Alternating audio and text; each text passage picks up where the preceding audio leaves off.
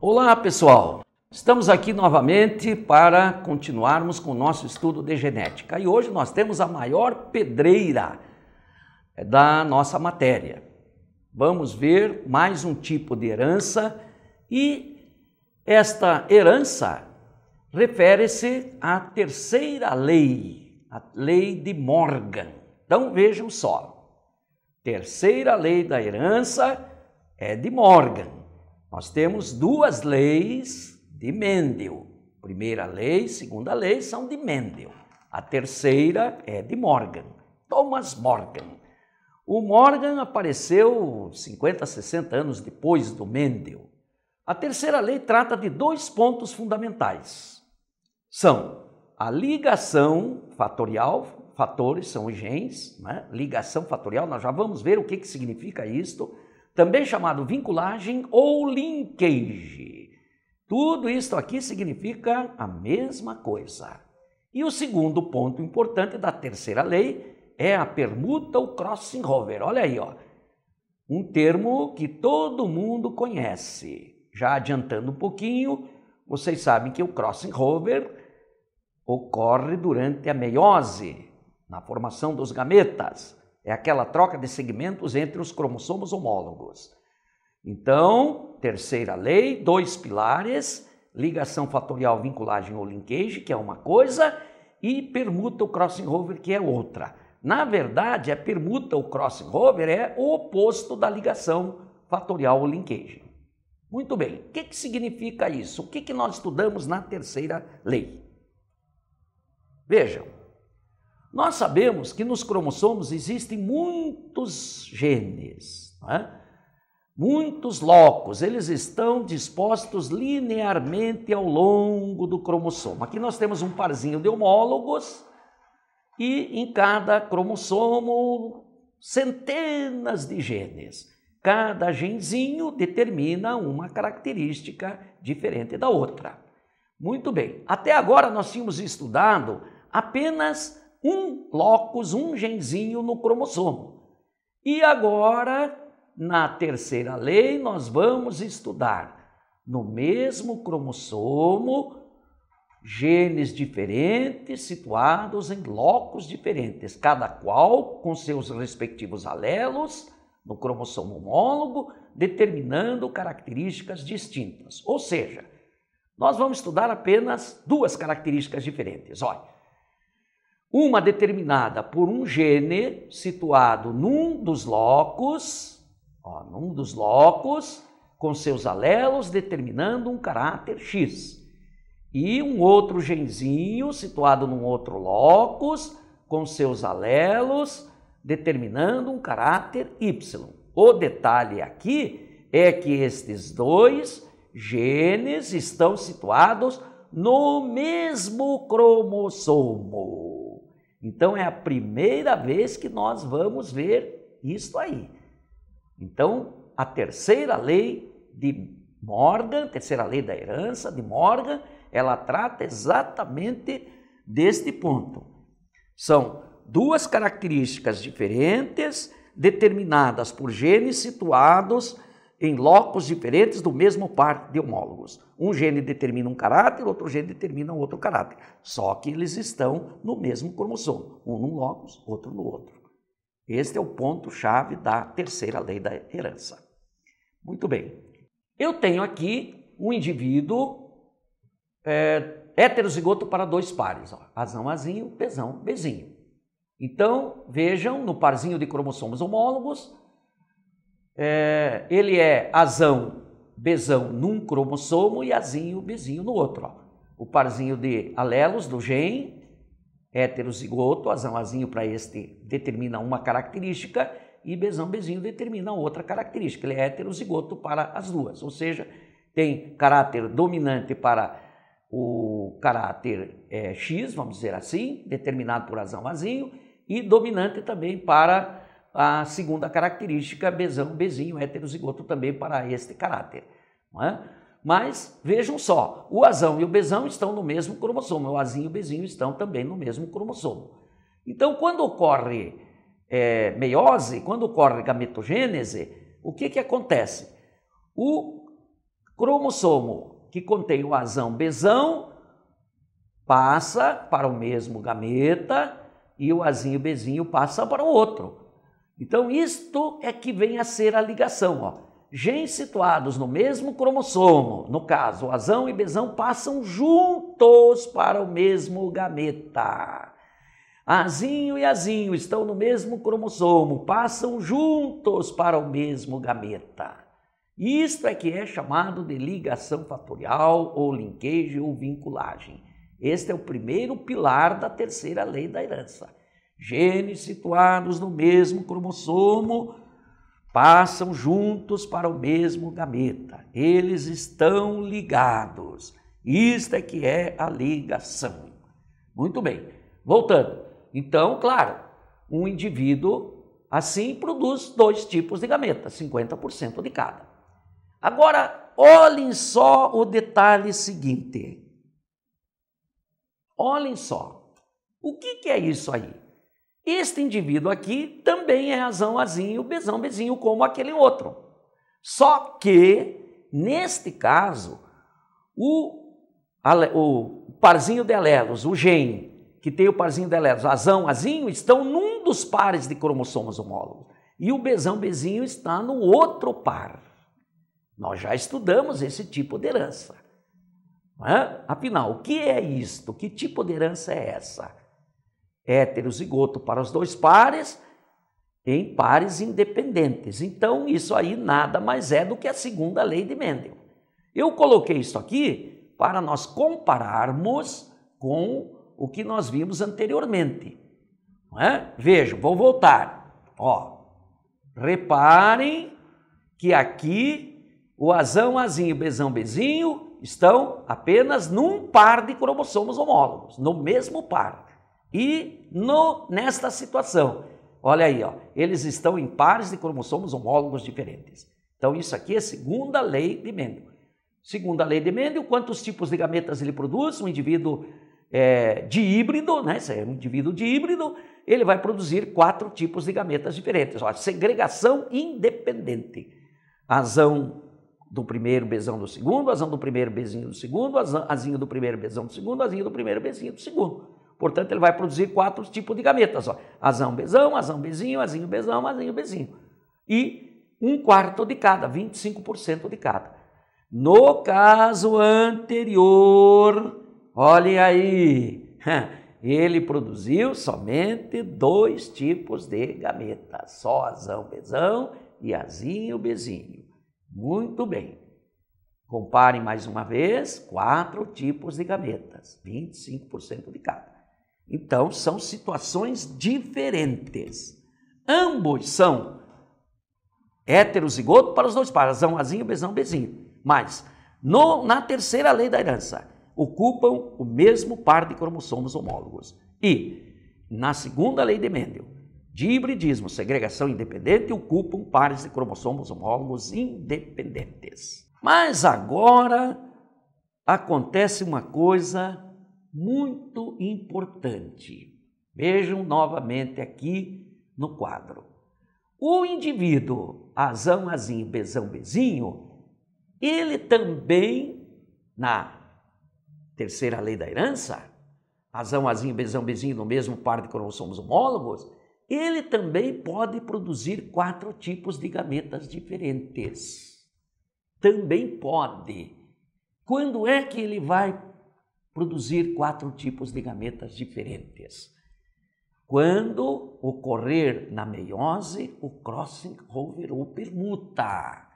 Vejam no esquema. Lembre-se que o cromossomo, quando entra em divisão celular, cada cromossomo já tem 2 cromátides. Olha esse aqui, ó. Uma cromátide aqui e outra cromátide ali, ó. Essas 2 cromátides do mesmo cromossomo são chamadas de cromátides irmãs. E elas são exatamente iguais, ó.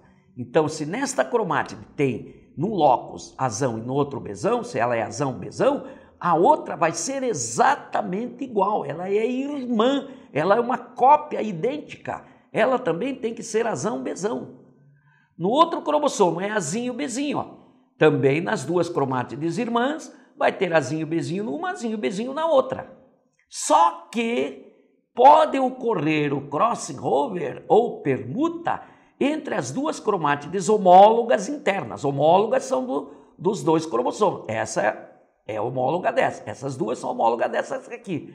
Né? Mas o crossing só ocorre aqui, ó, entre as duas internas. O crossing over ou permuta, que consiste na troca de segmentos entre as cromátides dos cromossomos homólogos e desfazem em parte aquilo que nós falamos anteriormente, ou seja, a ligação ou linkage.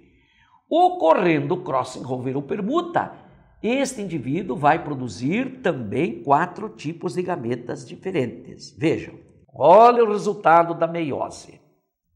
Lembrem-se que antes de começar a divisão, cada cromossomo tem uma cromátide. Aí duplicou as cromátides. Entra em divisão, ó, já estão com as cromátides duplicadas. O crossing vai ocorrer aqui, ó. Tá? Muito bem, ó. Então, na primeira divisão de meiose, os 2 cromossomos do par se separam. Ó. Este se separa do outro, ó. Tá? Só que como ocorreu o crossing aqui, ó, uma das cromátides deste aqui vai ter um pedacinho da outra, da azul. Ó. Olha lá, ele está trazendo o Bzinho que era da outra. E por conseguinte, no outro lado vai acontecer a mesma coisa. Aquela cromátide, né, daqui azul está levando um pedacinho, o Bzão da outra. Ó. Certo? Então, na primeira divisão, os 2 pares de homólogos se separam. Na verdade, isso aqui está ligado com o outro ainda, não é? Lá também está ligado. E na segunda divisão, daí sim, ocorre a separação das cromátides irmãs. Ó. Então, aqui vem Azão, Bzão, aqui vem Azão com o Bzinho, ó, tá? Resultante do crossing. Lá na outra, mesma coisa. Azinho com o Bzão, aqui trocado, o Bzão que era do outro, resultante do crossing, e o Azinho, Bzinho. Então, na verdade, formou 4 tipos de gametas. Ó. Quais são os gametas? Um é Azão, Bzão, outro Azão, Bzinho, outro Azinho, Bzão e outro Azinho, Bzinho. Detalhe, estes 2 aqui, ó, são das cromátides onde não ocorreu nenhuma alteração, né? Onde não ocorreu o crossing, porque o crossing ocorre só entre essas 2 aqui, ó. Então, aqui tem a mesma situação que tinha no início, ó. Então, é o Azão, Bzão. Então, este tipo de gameta vai ser chamado parental, porque é igual ao tipo paterno, ó, parental. Esse outro aqui também é parental, tipo paterno, ó, não alterou nada. Azão, Bzão e Azinho, Bzinho. E estas 2 aqui sim, ó, estas 2 são resultantes do crossing, portanto, elas são recombinantes. Não é? Ficou Azão com Bzinho, pedacinho do outro, e Azinho com Bzão, pedacinho do outro. Então, os 4 tipos de gametas são esses. Ou seja, 2 parentais, sem sofrer nenhuma alteração, e 2 recombinantes, sofrendo alteração. 4 tipos de gametas. Muito bem. Agora eu pergunto, qual a porcentagem deles? Será que vai ser igual ao que aconteceu lá no dihibridismo, na segregação independente, ou seja, 25% de cada? Será que é isso? Não. Por quê? Porque aqui ocorreu o fenômeno da permuta. Lembram? Quando é que ocorre o crossing? Na prófase da primeira divisão, exatamente na subfase chamada diplóteno. Vocês lembram qual é a sequência das subfases da prófase da primeira divisão? É o leptóteno, zigóteno, paquíteno, diplóteno e diacinese. Não é? Então, o crossing ocorre no diplóteno, quase no fim da prófase da primeira divisão. E é evidente que a porcentagem dos gametas vai depender da taxa de permuta, ou seja, quantas vezes ocorre o crossing na meiose. Por exemplo, digamos que neste caso a taxa de permuta seja de 20%. Se a taxa de permuta é 20%, pergunto, qual será a porcentagem dos gametas. Ora, se a taxa de permuta é 20%, então nós temos esses gametas que são resultantes da permuta. Então o total é 20%. Como eu tenho 2, eu vou dividir 20 por 2. Portanto, nós vamos ter 10% de cada. Não é? E já um detalhe importante. Sempre a soma dos recombinantes é igual à taxa de permuta. Não esqueçam. E, consequentemente, se aqui é 10 e aqui é 10, portanto 20, quanto que sobra para os dois outros? Ora, 10 mais 10, 20, para chegar a 100%, sobra 80. Como são 2, então metade de cada, ou seja, 40% deste tipo parental e 40% deste tipo parental. Assim, nós temos 4 tipos de gametas. E se a taxa de permuta é de 20%, as porcentagens desses gametas serão 40%, 10%, 10% desse tipo e 40% desse. Ou seja, 40% de cada um dos tipos parentais, azão, bezão, azinho, bezinho, e 10% dos tipos recombinantes, azão, bezinho e azinho, bezão. Muito bem. Agora, vamos ver mais uma coisa importante. O que determina a taxa de permuta? O que determina? Ocorre, evidentemente, numa determinada porcentagem de células que entram em meiose. Ela não ocorre em todas as células, não ocorre em 100% das células. Ela vai ocorrer apenas num determinado número de células. E a taxa de permuta, nós vamos ver que ela depende da distância entre os genes situados em locos diferentes no mesmo cromossomo. Então, nós podemos concluir que a frequência de permuta ou a taxa de permuta é diretamente proporcional à distância entre os dois genes situados no mesmo cromossomo. E aqui eu vou acrescentar um detalhe muito importante. A taxa de permuta será sempre inferior a 50%. Já vou explicar por quê. Por que a taxa de permuta sempre é inferior a 50%? Reparem só, porque ela ocorre somente entre essas duas cromátides internas, homólogas internas. Ela não envolve as outras duas. Então nunca vai ser 100%. E no máximo que seria é de 50%, porque ela só atinge essas duas. Só que isso nunca vai acontecer. Porque para que acontecesse em 50%, todo esse lado aqui tinha que passar para lá e esse passar para cá. Isto nunca vai acontecer. Então, eu posso dizer com toda certeza que a taxa de permuta nunca vai ser igual a 50%. Ou seja, ao contrário, ela sempre será inferior a 50%. Qual a consequência disso? Muito simples. Sempre a taxa de recombinantes, a soma dos recombinantes será inferior a 50%. E a soma dos parentais sempre superior a 50%. Então, quando for dado um problema com o resultado do cruzamento, você já vai ficar sabendo quem é parental e quem é recombinante. Sempre menor quantidade, recombinante. Sempre maior quantidade, parental. Muito bem. A taxa de permuta depende da distância entre os locos, não é? E sempre será inferior a 50%. Vejam só, é fácil de entender o porquê.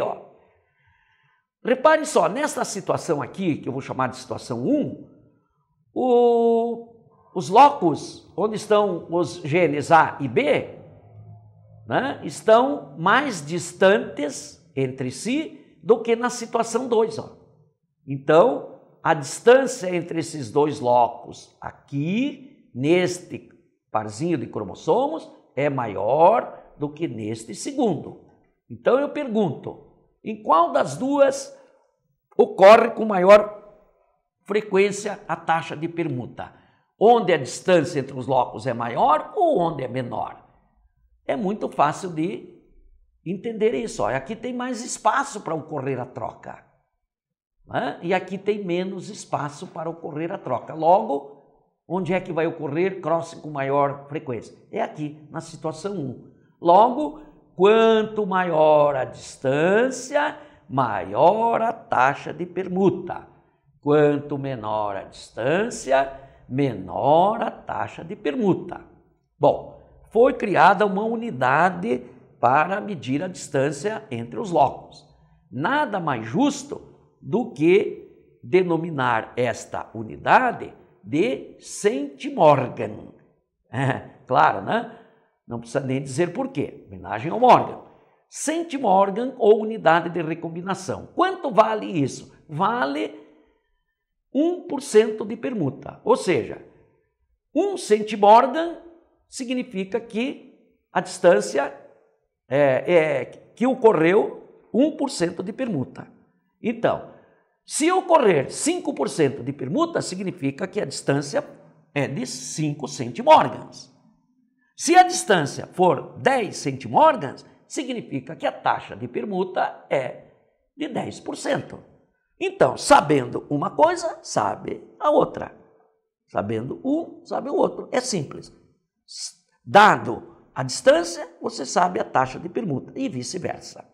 Agora, uma outra coisa muito importante, talvez essa aqui é a mais complicadinha, é a mais difícil. Quando você fala que a taxa de permuta é de 20%, você já está passando uma informação conhecida, né? Você já sabe que aquela taxa de permuta é de 20%. Pronto, PT saudações. Você vai trabalhar com aquilo. Mas eu pergunto, se a taxa de permuta é de 20%, quantas células que, ao entrar em meiose, sofreu o crossing? Ou seja, qual a percentagem ou a porcentagem de células que sofreu crossing na meiose? Então, eu já vou adiantar aqui para não entrar em muitos detalhes, que é um pouquinho complicado.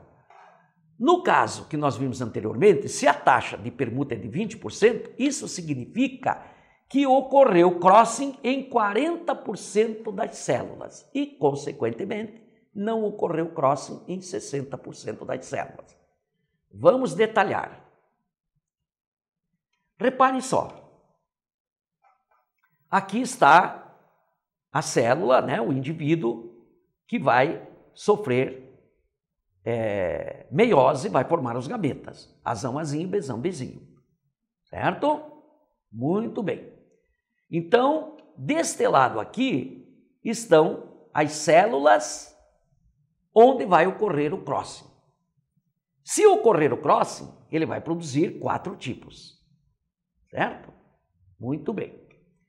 Então, nós sabemos que a taxa de permuta é de 20%. Ó. Consequentemente, se ele produziu 4 tipos de gametas, né?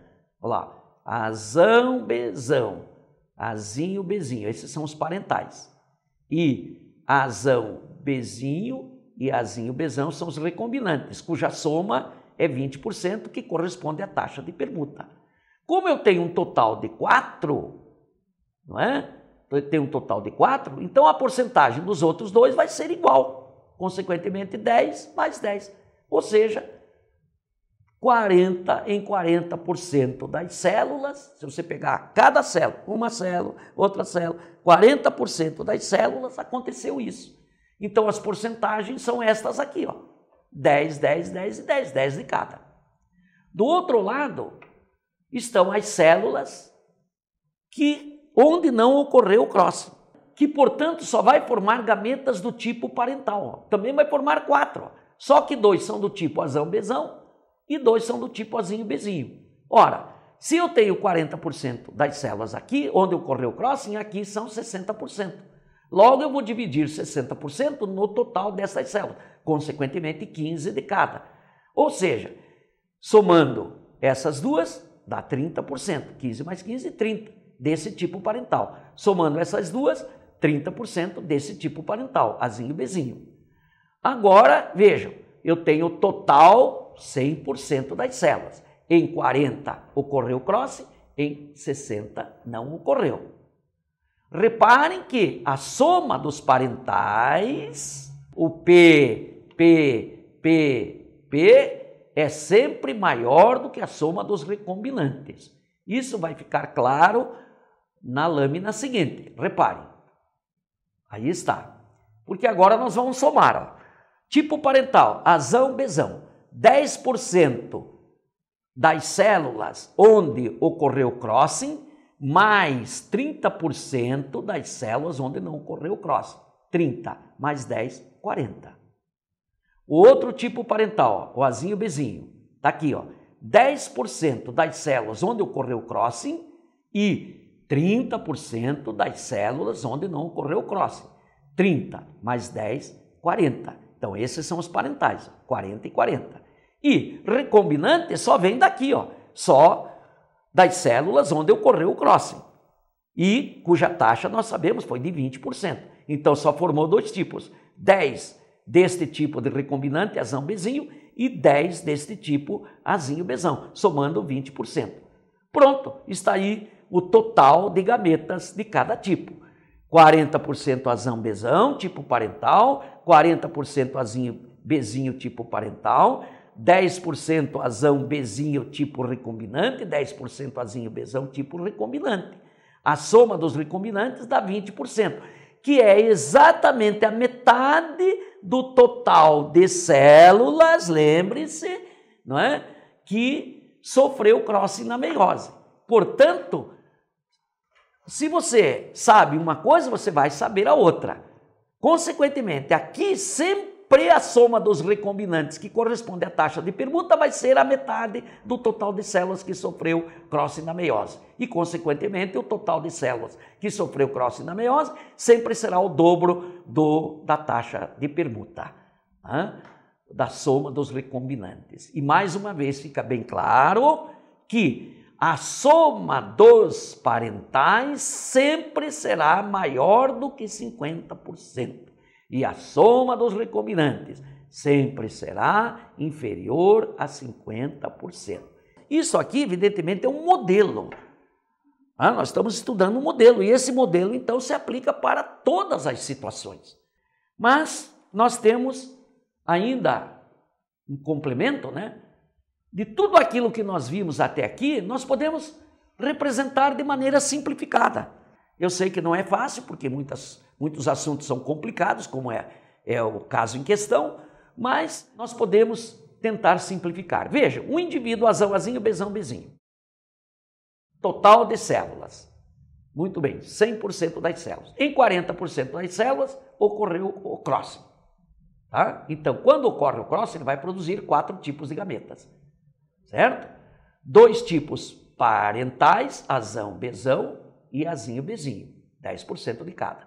E do tipo recombinante, também 2 tipos, Azinho, Bzão, Azão, Bzinho, 10% de cada. Lembrando que a soma disso aqui corresponde à taxa de permuta.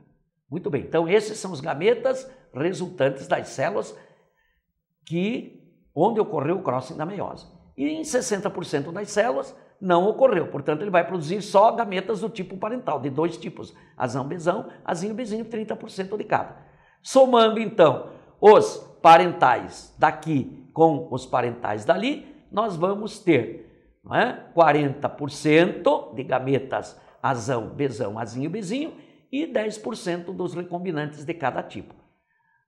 Apenas a mesma representação que nós vimos anteriormente, mas aqui de uma maneira mais direta, mais simplificada, e o aluno, entendendo isso, ele pode usar como ponto de referência. Muito bem, outra coisa que nós podemos ainda abordar dentro deste assunto, ainda confirmando o que foi dito anteriormente, a taxa de permuta é igual à soma dos recombinantes. Veja como eu estou insistindo nisso. A porcentagem de células que sofrem crossing na meiose é sempre o dobro da taxa de permuta. Então, sempre a quantidade de gametas com maior porcentagem são do tipo parental e sempre acima de 50%. E a porcentagem de gametas recombinantes, sempre porcentagem menor e sempre a soma inferior a 50%. Muito bem. Outra coisa agora interessante. O indivíduo heterozigoto para os dois pares, não é? Nós podemos ter duas disposições diferentes. Ó. Vejam, olhem esse, ele é azão, azinho, bezão, bezinho, e olhem esse, ele também é azão, azinho, bezão, bezinho. Ó. Só que vocês, se olharem com bastante atenção, vocês vão notar que a disposição dos dois pares de alelos é diferente nas duas situações, estão vendo? Aqui ele tem só o azão e o bezão no mesmo cromossomo, os dois dominantes, e aqui os dois recessivos. Tá? Essa disposição é chamada cis ou acoplamento. E aqui é diferente, ó. Tem um dominante e um recessivo e um dominante. Ó. Então é uma disposição diferente. Então essa disposição, quando tem dominante e recessivo no mesmo, dominante e recessivo no mesmo, é chamado de trans ou repulsão. Assim sendo, neste indivíduo cis, ele vai produzir dois tipos de gametas parentais, azão, bezão, azinho, bezinho, e dois tipos recombinantes, azinho, bezão e azão, bezinho. Quando ele é trans, vai inverter a situação. Os gametas parentais serão azão, bezinho, azinho, bezão, e os recombinantes serão azão, bezão, azinho, bezinho. Nós só temos duas possibilidades, que são essas aí, nenhuma terceira. Tá? Bom, agora nós estamos quase encerrando a parte teórica. Mais uma coisa. Vamos fazer uma comparação. Ó. Reparem só. Eu tenho aqui um indivíduo heterozigoto para os dois pares. Certo? Ele vai cruzar com o indivíduo azinho, azinho, bezinho, bezinho. Então, na segunda lei de Mendel, na segregação independente, o resultado será este aqui, ó. Porque este aqui vai produzir 4 tipos de gametas diferentes e esse um só. Então, juntando os gametas deste aqui, que são azão, bezinho, azinho, bezão, azinho, bezinho, com este aqui, que é só azinho, bezinho, nós vamos ter 4 possibilidades, ó. 25% de cada. Então, isso é segundo a lei de Mendel. É a segregação independente. Mas, na terceira lei, se não tiver crossing, este indivíduo só vai produzir 2 tipos de gametas, ó. Czão, Dzão e Czinho, Dzinho. Se ele for cruzado com Czinho, Dzinho, nós vamos ter apenas 2 possibilidades, ó. Certo? 50% de cada. Então, aqui é terceira lei da herança, quando não ocorre crossing, quando ocorre só a ligação. Mas, se ocorrer crossing, este indivíduo aqui vai produzir 4 tipos de gametas, não é? Se estiver no mesmo par de cromossomos. Aqui estão em pares diferentes, segregação independente. Aqui estão no mesmo par. Então, ele vai produzir gametas Ezão, Ezão, Fzão, Ezão, Ezinho, Fzinho, né? Que são os parentais, ó, maior quantidade, 40%, porque a taxa de permuta é 20% também. E o Ezinho, Fzinho e o Ezão, Fzão, que são os parentais, né? Que, aliás, que são os recombinantes, vai dar 10% de cada. Cruzando com esse aqui, que só produz Ezinho, Fzinho, nós vamos ter também 4 possibilidades, só que as porcentagens são diferentes. Ó. Não podem ser nunca 25% de cada, como aconteceu no primeiro caso. Então, aqui, 40% desse tipo, 40% desses, que são resultantes dos gametas parentais, e 10% de cada tipo desses aqui, que são resultantes dos gametas recombinantes. Este quadro é só para nós compararmos quando se trata da segunda lei de Mendel, segregação independente, 2 pares independentes, e aqui nesses 2, quando estão no mesmo par, mas em 2 situações diferentes. Nesta aqui é quando não ocorre crossing, só vai produzir 2 tipos, e aqui quando ocorre crossing, vai produzir 4 tipos, cuja porcentagem depende da taxa de permuta. Muito bem. Finalmente, nós podemos calcular a taxa de permuta se nós tivermos o resultado dos gametas produzidos pelo indivíduo ou até do resultado do cruzamento. Vendo? Então, a fórmula para calcular a taxa de permuta é essa. Ó. Você pega o número de recombinantes, divide pelo total de gametas, o total de descendentes e multiplica por 100. Por exemplo, vejam só. Um indivíduo, azão, azinho, bezão, bezinho, o par azão, azinho e o par bezão, bezinho estão no mesmo par de cromossomos homólogos. Terceira lei da herança.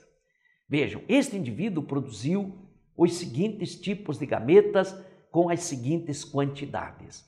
Ele produziu gametas azão, bezão, quantidade 582. Produziu azinho, bezão, 169. Produziu azinho, bezinho, 172. E produziu azinho, bezinho, 577. Pergunto para vocês, quais desses gametas são parentais e quais são recombinantes? Voltando, o que nós aprendemos? O que nós insistimos? O que nós falamos N vezes? Que sempre a maior quantidade é do tipo P, ou seja, do tipo parental. Então, este é parental e este parental. Logo, os outros dois, menor quantidade, são recombinantes. Ok? Muito bem, usando a fórmula. Olha lá, usando a fórmula. Soma dos recombinantes. Quanto é que vai dar a soma dos recombinantes? 169 mais 172, total 341. Soma de todos. Este mais esse, mais esse, mais esse. Vai dar 1.500. Então, vamos aplicar a fórmula. Número de recombinantes, 341. Dividido pelo total de gametas, ou total de descendentes. 1.500. Quanto é que dá isso aí? Olha lá. 341 dividido por 1.500. Multiplicado por 100, 22,73 é a taxa de permuta neste caso. Tá vendo? Calculamos a taxa de permuta com esses dados que foram fornecidos, certo? E, consequentemente, qual é a distância entre os locos? 22,73 centimórgãos. Muito bem, agora eu quero saber, este duplo heterozigoto, ele é cis ou ele é trans? O que vocês acham? Qual é o ponto de referência para nós descobrirmos se ele é cis ou se ele é trans? Você vai pegar como referência o P ou o R? Pense um pouquinho. Hein? Você vai pegar o P, claro, o parental, sempre maior quantidade, para achar se ele é cis ou é trans. Então, os dois maiores são azão, bezão e azinho, bezinho. Logo, o duplo heterozigoto vai ser cis, né? Porque ele vai ter num dos cromossomos azão, bezão, que é porcentagem maior. Azão, bezão, 582. E no outro vai ter azinho, bezinho, que é o outro tipo parental. Então, ele é do tipo cis. Este indivíduo aqui é que produziu esses tipos de gametas nestas proporções, porque, neste caso, a taxa de permuta, nós vimos, é 22,73. Muito bem. Então, a parte teórica está encerrada. Vamos fazer um exercício para fechar. Aí está. Se a taxa de permuta entre os genes azão e bezão situados no mesmo cromossomo é de 20%, qual a distribuição genotípica resultante do seguinte cruzamento? Então, o cruzamento é esse aqui, ó. Eu tenho um indivíduo que é cis, ó, agora eu sei que ele é cis, azão, bezão no mesmo azinho, bezinho. Heterozigoto para os dois pares. Ele vai ser cruzado com esse aqui, que é o homozigoto recessivo para os dois pares. Aliás, o cruzamento sempre vai ser com esse tipo aqui, ó. Aqui você pode ter um indivíduo cis, como é o caso em questão, e você pode ter ou um indivíduo trans. Mas sempre, com quem ele vai ser cruzado, vai ser homozigoto para os dois pares. Recessivo ainda. Que, consequentemente, só vai produzir um tipo de gameta. Nunca ele vai produzir mais do que um tipo. Todos iguais. 100% azinho, bezinho. Mesmo que eu corra crossing aqui, não muda nada, né? O azinho passou para lá, o bezinho passou para cá, não mudou nada. 100%. Sempre 100%. Agora, ele aqui vai produzir 4 tipos. 2 parentais, azão, bezão, azinho, bezinho, não é?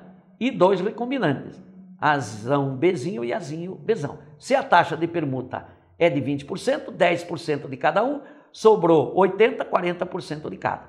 Agora vamos pegar esses gametas aqui masculinos com essas porcentagens e vamos juntar com o gameta feminino, todos iguais que vieram daqui. Logo nós temos este com este vai dar este. Olha lá, azão, bezão com azinho, bezinho. Não é? Este com este, ó, azinho, bezinho, azinho, bezinho. Esses são parentais, ó, 40% desse, 40% desse, total 80%. E este é recombinante, 10%, não é? Vai ser azão, bezinho com azinho, bezinho, ó. E 10% desse azinho, bezão, azinho, bezinho. Tipos recombinantes, total 20%. Então aí está o resultado do cruzamento. Poxa, chegamos ao final. Eu disse no começo que seria uma aula bastante complicada, bastante difícil, né? Mas espero ter conseguido, né, deixar um pouquinho mais acessível para que vocês, estudando o assunto, fazendo os exercícios, tenham condição, inclusive, de fazer todos os exercícios e, enfim, se cair uma questão dessa na prova, não vai ser, vocês não serão surpreendidos. Pelo menos vocês têm algumas ferramentas, não é, para tentar resolver a questão. Muito obrigado pela atenção de vocês, um grande abraço. Tchau.